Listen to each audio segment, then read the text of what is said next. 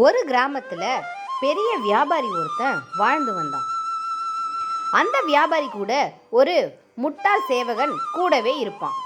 தான் முதலாளி சொல்கிறதுக்கு எல்லாத்தையும் அப்படியே ஆப்போசிட்டாக அந்த வேலையால் செய்வான்.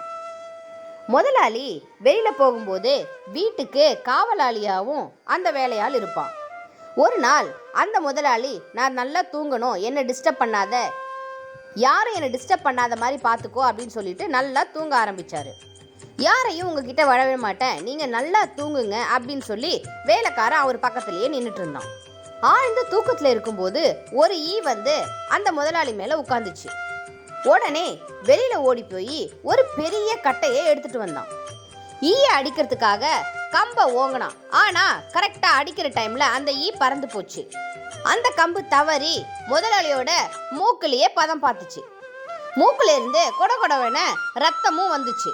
அந்த வேலைக்காரன் அங்கேயே மண்டிட்டு உட்காந்து அழ ஆரம்பிச்சிட்டான். வலியோடு எழுந்து உட்காந்த முதலாளி அவனை திட்டாம நல்லபடியா அறிவுரை சொல்ல ஆரம்பிச்சாரு.